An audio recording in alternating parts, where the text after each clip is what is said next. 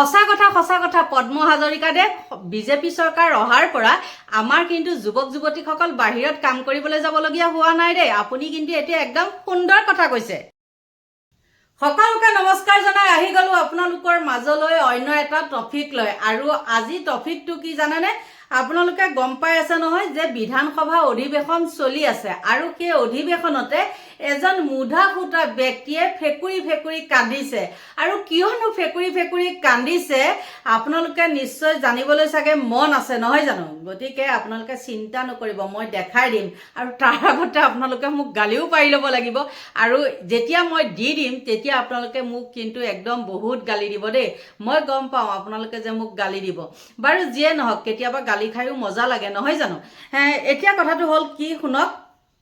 যিজন ব্যক্তিৰ কথা মই আজি আপোনালোকৰ ওচৰত ক'বলৈ লৈছোঁ, সেই ব্যক্তিজনে বহুত দিনৰ আগতে কি কৰিছিলে জানে? এটা হাতী ট্ৰেংকুলাইজ দি পেলাই তেওঁক মানে ধৰিবলৈ বিচাৰিছিলে। আচলতে বেছি অভাৰ ট্ৰেংকুলাইজ দি পেলাই কি হ'ল, হাতীটো মৰি থাকিলে।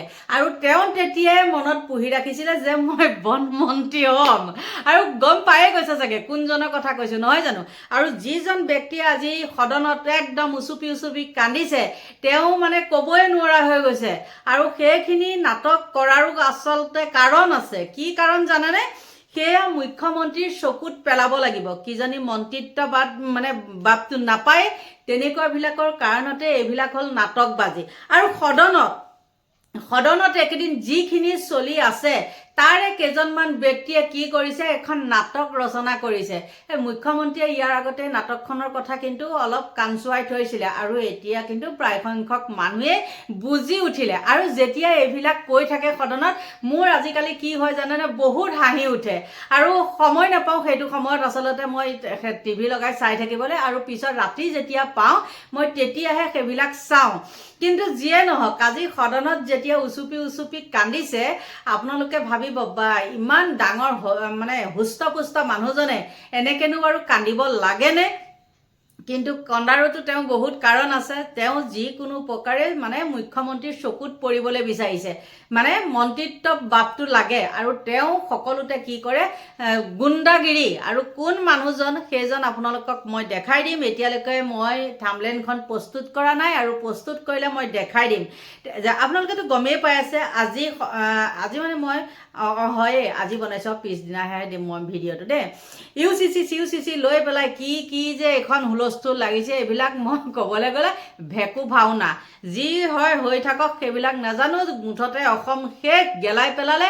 ইফালে একদম মূল্য বৃদ্ধিয়ে কি হৈছে, একদম মূৰৰ ওপৰ পাইছেগৈ, হয়নে নহয়? আৰু দৰৱতো কিমান দাম বাঢ়িছে আপোনালোকেতো গম পাইছে। যি দৰৱ নেকি সিদিনাখন মই আনিছিলোঁ, আজিৰ পৰা ধৰক 15 দিনমানৰ আগত মই আনিছিলোঁ, তেতিয়া লৈছিলে 350 নে কি এনেকুৱা, 250 লৈছিলে। কিন্তু আজি মই সেই একেখিনি দৰৱে আনিছোঁ, তেতিয়া কিমান লৈছে জানেনে? 356 নে কি এনেকৈ লৈছে। গতিকে ভাবক মূল্যবৃদ্ধি কিমান হৈছে। আৰু তেওঁলোকে লাগি আছে কিহত? মূল্যবৃদ্ধিৰ ওপৰত তেওঁলোক লগা নাই, তেওঁলোক লাগি আছে খোৱা কামোৰা।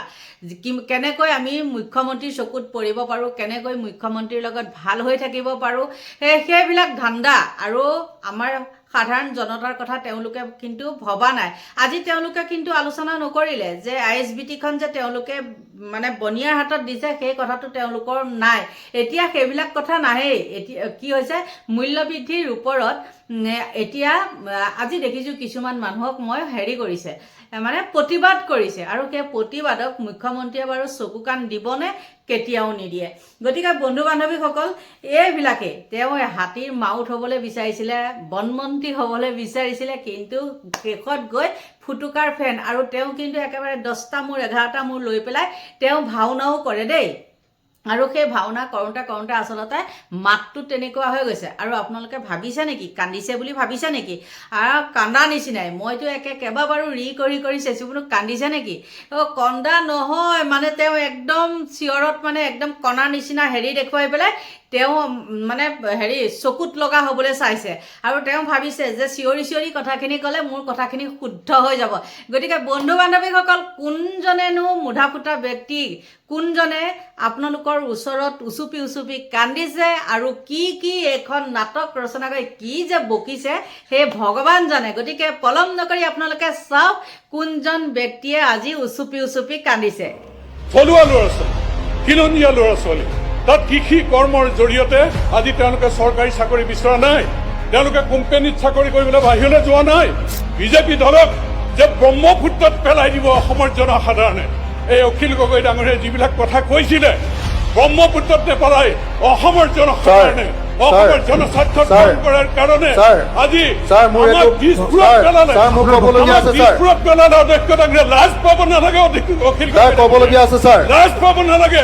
আমাক দিছপুৰত পেলালে, তেওঁ ব্ৰহ্মপুত্ৰত জাপ মাৰি দিয়াটো উচিত আছিল। আচলতে অসমৰ জনসাধাৰণে যে দিছপুৰত আমাক পেলালে, আমাক কিন্তু ব্ৰহ্মপুত্ৰত নেপেলালে এইকাৰণে যে ডক্টৰ হিমন্ত বিশ্ব শৰ্মা ডাঙৰীয়াৰ নেতৃত্বৰ চৰকাৰখনে অসমৰ জনসাধাৰণৰ স্বাৰ্থত কাম কৰাৰ কাৰণে অকল দৰং জিলাত কৰা সেই প্ৰকল্পই নহয়, অসমৰ প্ৰতি জিলাই জিলাই এনেধৰণে যি অচিনাকি মানুহে সেই মাটিবিলাক বেদখল কৰি পেলাই তেওঁলোকে হস্তগত কৰিছে, সেই মাটি উদ্ধাৰ কৰি গৰুৰ খুটি কৃষি প্ৰকল্পৰ নিচিনাকৈ অসমৰ জিলাই জিলাই যাতে খিলঞ্জীয়া মানুহৰ মাটি নিজৰ হাতত ৰাখিবৰ কাৰণে আৰু স্বনিৰ্ভৰশীল হ'বৰ কাৰণে, কৰ্ম সংস্কৃতিৰ যাত্ৰাটো শক্তিশালী কৰিবৰ কাৰণে, উৎপাদনমুখী এই ব্যৱস্থাটো কৰিবৰ কাৰণে, পথাৰ বজাৰ দখল কৰিবৰ কাৰণে, গ্ৰাম্য অৰ্থনীতি টনকিয়াল কৰিবৰ কাৰণে, অসমীয়াৰ স্বাভিমান ৰক্ষা কৰিবৰ কাৰণে যাতে আমাৰ চৰকাৰে লোৱা যিকোনো ইতিবাচক সিদ্ধান্তৰ বিৰোধ নকৰে।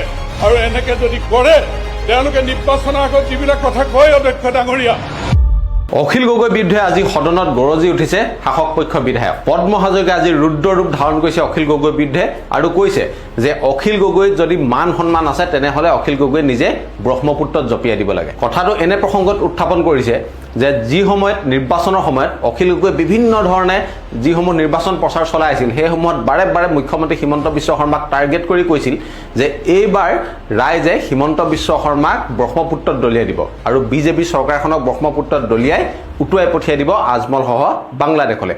অৰ্থাৎ হিমন্ত বিশ্ব শৰ্মাই আজমলৰ লগত মিত্ৰালি কৰি আছে বুলি বাৰে বাৰে বুজাবলৈ চেষ্টা কৰিছিল অখিল গগৈ। আৰু সেই কথা যিহেতু নামানিলে আৰু 100খনতকৈ অধিক আসনেৰে পুনৰ ভাৰতীয় জনতা পাৰ্টিক শাসনলৈ লৈ আনিলে আৰু সেইবাবে আজি পদ্ম হাজৰিকাই সদনত অতি কঠোৰভাৱে অখিল গগৈক সমালোচনা কৰিছে যে উচ্ছেদ সম্পৰ্কত যি এক সাহসী পদক্ষেপ আমাৰ চৰকাৰে গ্ৰহণ কৰিলে, তাৰ পৰিপ্ৰেক্ষিতত আমাৰ দুটা এচিভমেণ্ট মই ক'বলৈ ওলাইছোঁ।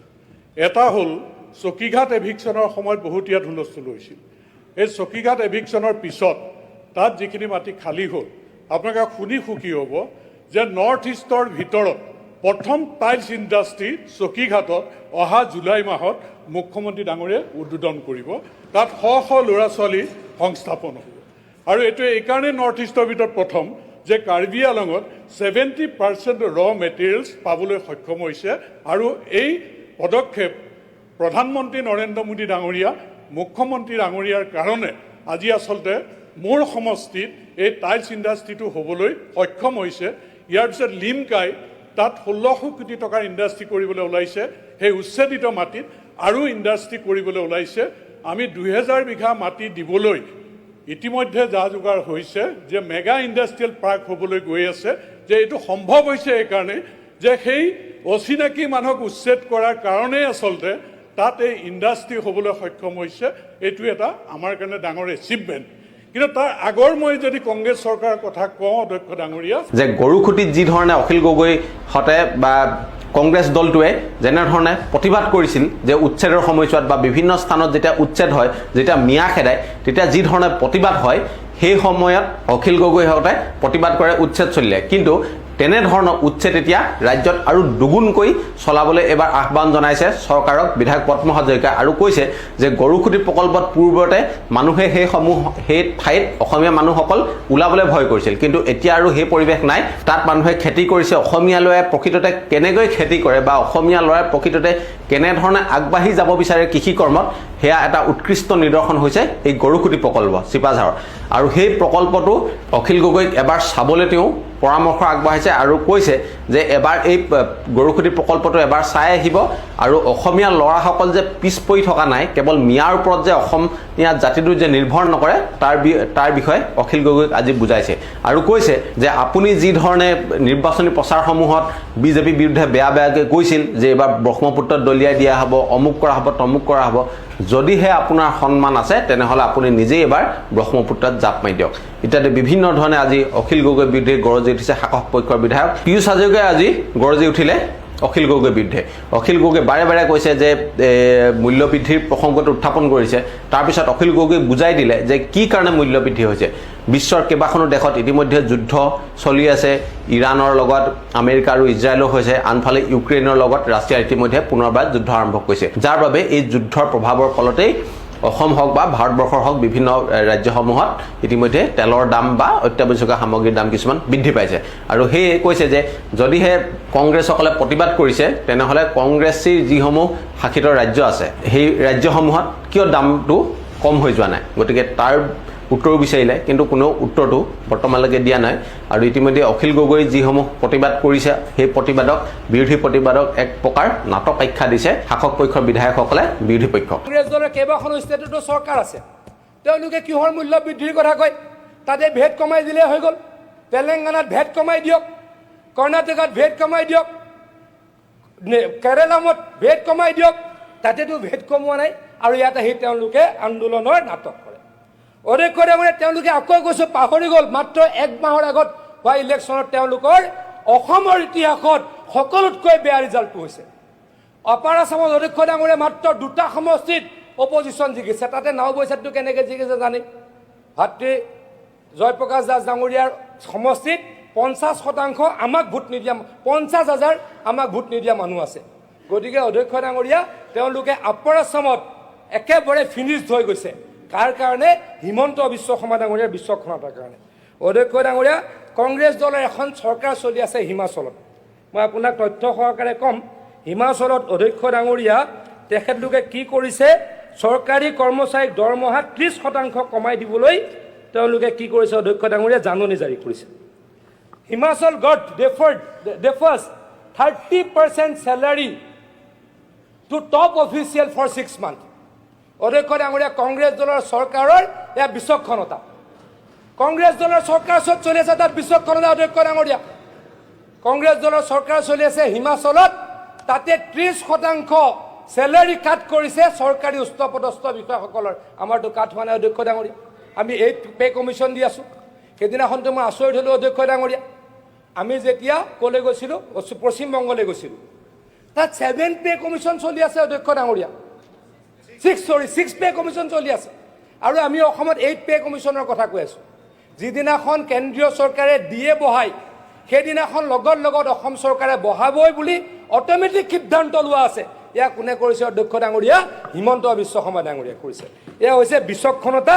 আৰু সেই বিচক্ষণতাৰ কাৰণে অধ্যক্ষ ডাঙৰীয়া আমি আকৌ কৈছোঁ, এই যোৱা সময়খিনিৰ সকলোতকৈ বেছিকৈ ভাল ৰিজাল্ট কৰি এইবাৰ জিকি আছোঁ। অধ্যক্ষ ডাঙৰীয়া মই কেইটামান সৰু কথা ক'ম। এগৰাকী সদস্যই কৈছে যে আমি 5খন উন্নত ৰাজ্যৰ মাজলৈকে যাব পৰা নাই। হয় অধ্যক্ষ ডাঙৰীয়া, 5খন উন্নত ৰাজ্যৰ মাজলৈকে যাব পৰা নাই, কাৰণ আগৰ যে ঘাঁহবিলাক আমাৰ গাত আছে সেইবিলাকতো ভাল হোৱা নাই অধ্যক্ষ ডাঙৰীয়া। পদ্ম হাজৰিকাই বিধানসভাত পুনৰ কৈছে যে এইবাৰ মিয়াৰ বিৰুদ্ধে অভিযানটো দুগুণ চলাব লাগে আৰু অখিল গগৈয়ে যিমান প্ৰতিবাদ কৰিলেও সেই প্ৰতিবাদ আৰু নহ'ব, প্ৰয়োজন সাপেক্ষে অখিল গগৈক ব্ৰহ্মপুত্ৰত জাপ দিবলৈ পৰামৰ্শ আগবঢ়াইছে বিধায়কগৰাকী। আপোনালোকে দেখিলে নহয়নে, কোনজন ব্যক্তিয়ে উচুপি কান্দিছে? আচলতে কন্দা নাই, সেইটো তেওঁ ভয়ছে। ভাওনাত খুব চিঞৰি মাত নাইকিয়া হৈ গ'ল। গতিকে বন্ধু বান্ধৱীসকল বেয়া নাপাব, অকল জমনিও কৰিলোঁ। আপোনালোকৰ পৰা এতিয়া লৈছোঁ বিদায়। Bye bye.